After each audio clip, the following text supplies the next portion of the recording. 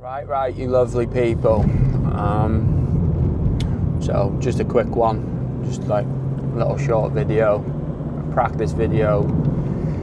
Literally got in the gym this morning, trained lower body, trained legs. So very similar to the video that I put up a couple of weeks ago, where it's all about just building power in the lower body, stability, so Bulgarian split squats and stuff. I said that I would post some numbers of kind of improvements and kind of ball speeds and whatnot. Well, I've done another couple of combines today. Like literally, that's all today's video is combine test, showing you the results of that. I don't feel like I'm swinging out of my socks at golf balls for these yardages anymore.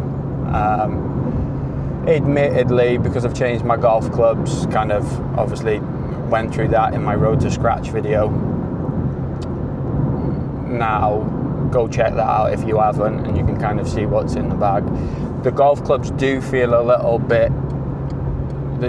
they've got a little bit of extra pop off the face. I will say that first and foremost.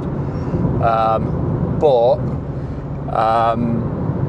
what I've been noticing is when like just swinging nice and smooth and just concentrating on kind of getting around that lead leg, but I've now coupled that up with keeping my right shoulder low right the way through the swing, or that's the feeling, keeping my right shoulder low, because I feel like watching my swing, when my shoulder moves, that's the first like domino in the chain reaction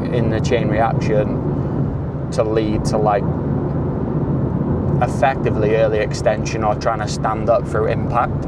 That's just mine. This is something that I've noticed watching footage back, filming these videos, and I can honestly say it's game changing.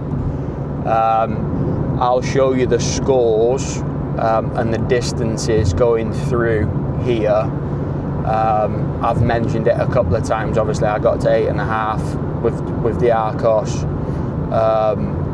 My true handicap, everyone that plays with me calls me a bandit, which I don't want that tag. I'm not one of these that wants a high handicap to go and compete. I want to be as low as possible,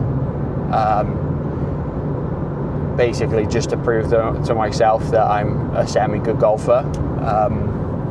So I've done 3 again, kept it around the same. So I worked at 50 yards or 65 today for my wedge yardage. I went right in the middle of the pack. I did 2 with an 8 iron at 150, and then 1 with a 7 iron. The last one I did was with a 7 iron, and then I did 2 with a driver and 1 with a 3-wood, and all the yardages, yeah, they're coming. I know it's a little bit warmer and whatnot, but the ball, I'm starting to put some serious pop on the ball.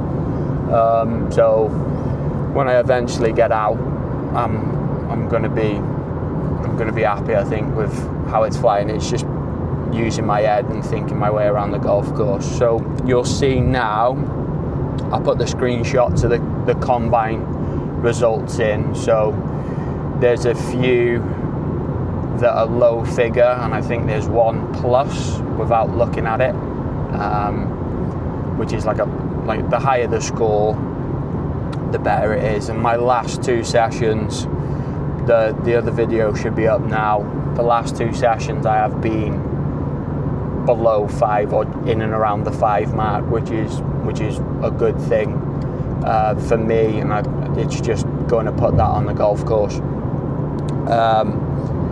The driver yardage, I'm not thinking I'll try and pull some up from a combine I did a few weeks ago. I was carrying the ball 230, 240 yards, like that's what the combine test was coming up.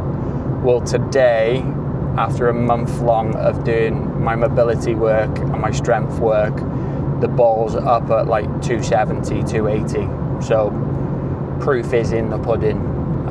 So hopefully it's just about maintaining that and just making that ball speed and them distances just a little bit easier to obtain, rather than obviously as you tire for a round you're going to start swinging a little bit harder. So it's thinking that. I will go through in my next one. I've changed my driver setup, which has made a massive help, and I think it'll help a few people. You see a good, you see a lot of pros trying to kind of teach it like lining the ball just off the emblem of the driver crown. So if it's tailor-made, whatever it is, mine's Mizuno, so I just go off the right of that. I will try and video it and put it in a short to show you what I mean, but literally at impact then I'm in the center of the face, or towards the toe. If the face is slightly open, I get a little fade. If I middle it, then the ball's effectively gone, which is unbelievable, but just trying to remember that when I get on course.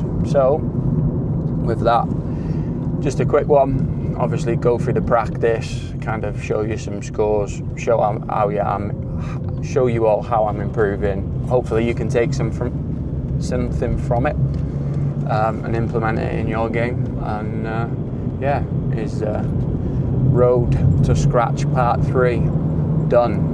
On to the next one. Peace.